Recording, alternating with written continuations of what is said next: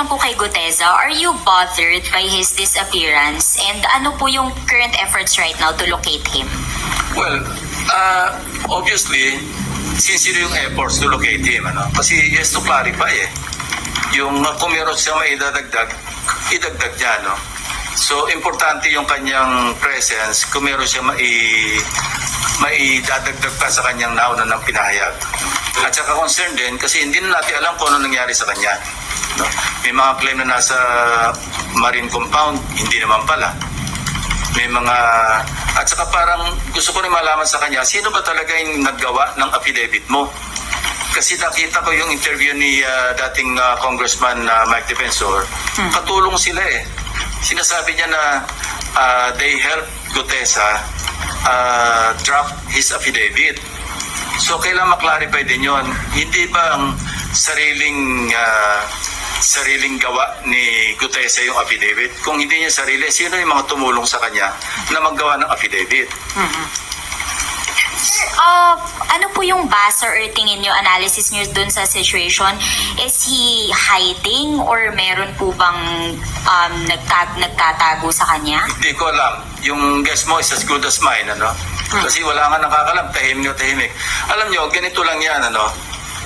Kung ahangad mo, mag-prosecute talaga, makapagpa-convict talaga, dapat hindi siya nawawala. Kasi ang pwede lang mag-prosecute sa kanya, DOJ or Ombudsman. Hindi siya mahanap ng DOJ. Hindi siya mahanap ng Ombudsman. Kung ang intention mo, magpropaganda lang, diyan ka sa Blue Ribbon at mawala ka na. Kasi yun lang Sa ngayon, di ba, nagkaroon ng isipan sa mga kababayan natin na siya lang ang nakapag-implicate kay Speaker Romualdez. Yung although kay Congressman Saldico, hindi lang siya, ang dami pang ibang nag-implicate sa kanya, nauna na. Pero ang importante rito, in-implicate niya si dating Speaker Romualdez at nag-iisa siya nakapag-implicate. Pagkatapos nawala siya. So kung ang hangarin mo is talagang logical conclusion, which is to prosecute and convict former Speaker Romualdez, dapat nandito siya. Hindi man sa Blue Ribbon, kung inisip niyang hindi siya makapagtiwala sa Blue Ribbon, humarap man lang siya sa DOJ, humarap man lang siya sa Ombudsman. Kung yun ang hangarin. So now, anong isipin natin? Bakit Blue Ribbon lang at pagkatapos ng isang pagsipot, nawala ka na? So sir, hindi niyo ba tatanungin si Mike Defensor considering na siya ang nagbigay kay Marcoleta? Yun nga, papadala namin yung subpoena through the office of Senator Marcoleta. No? And yung sinasabi niya na ini-spyan ko siya, hindi yun ang dahilan. Gusto ko lang makita, kaya pinareview ko yun para makita ko, baka sakaling may nakakakilala o makikilala natin yung kasabay niyan dumating. So incidental na lamang yun na sinalubong pala siya ng staff ni Senator Marcoleta, dinala sa opisina niya, nag-stay for a while, tapos nanood ng hearing doon sa gallery hanggang sa tinawag siya 10:27 I think. But he stayed there, he arrived at around 8:27. At saka yung CCTV, this is a public place, yung Senado. Huwag tayong magtaka, alam na natin na mayroong CCTV dyan. Kayo mismo na mamonitor nyo kami pag dumarating na kami, di ba? Kaya minsan nakaabang na kayo sa second floor. So this is an open area. No? And, you know, meron tayong jurisprudence tungkol sa CCTV footages. Yun yung Ople versus Torres. Ang tawag doon, ang doctrine doon, yung reasonable expectation of privacy. Meaning, pag nasa public place ka, i-expect mo naman na yung privacy mo mako-compromise, no? May reasonable expectation privacy. Kung nasa private place ka, now, I heard Senator Marcoleta na kung ako raw ba nagbi-Big Brother o okay lang ba raw na tiktikan niya rin opisina ko, well, bibigyan ko siya ng logbook kung gusto niya everyday, kung sino yung pupunta sa office ko at walang contractor na pupunta doon, wala maski sino pupunta except mga official business. Public place to wag tayong maging onion skin na lalabas yung mga bisita natin o kung sino yung mga pinatawag natin dahil CCTV yan Okay, last question, Opo. Amar. Sir, mag-a-apply po ba dun kay Guteza yung pag hindi po siya sumipot after the subpoena ay warrant of arrest yung next? Meron na siyang problema sa prosecution service ng DOJ. Why? Because meron ng resolution yung RTC, Executive Judge ng Manila, na nagre-recommend na siya sumailalim sa preliminary investigation for falsification of documents. So, let's leave it at that.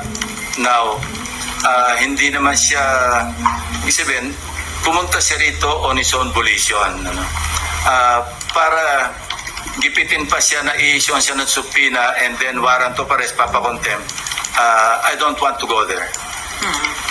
Sir, naalala ni Nimpa, si Mike Defensor din ang naglabas noon kay Ador Mawanay. So, regarding... No, I'd like to correct that. Yun ang misimpression. Hindi si Ador Mawanay, si Udong Mahusay. Udong. Remember, si Udong Mahusay, yun yung whistleblower against former FG. Di ba? Nung nasa safe house, hindi kinidnap, ni-rescue ni Mike Defensor. So, nawala yun as witness. Si Ador Mawanay, ewan ko kung sinong sirari ng ulo na nag-recruit, nag-invento ng mga account numbers na meron kaming $700 million daw dalawa ni ERAP, no? Na in several foreign banks. And ano lang to, trivia. I myself, kasi nag-alala ako noon, baka mamaya dinipositohan nila ako ng pera sa Hong Kong na i-withdraw nila lang para maipakita lang na meron akong account na ganong kalaki sa Hong Kong.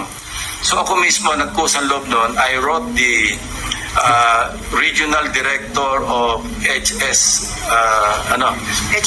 hindi. Ano ito? Yung isang bangko. Anyway, na nag-reply, ang sagot sa akin, yung pattern ng account number ni Mawanay, pattern ng account number ng credit card, hindi ng bank account. Doon pa lang alam ko na nagsisinungaling siya. And by the way, Victor Corpus, siya kasi nag-handle. After 10 years or more than 10 years, he approached me through a fellow cavalier na gusto rin mag-apologize personally. And I accepted. So, nag-usap kami, sabi niya talagang, I was taken for a ride, although it took him that long to rectify and to apologize. Sabi ko, apology accepted.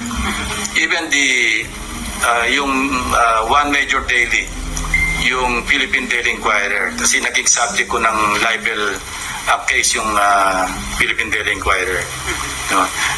They tried to negotiate with me doon sa aming libel case. Sabi niya, any story that you want, headline or above the fold. Sabi ko, I don't want that. Ang kailangan ko lang to get back or restore my dignity.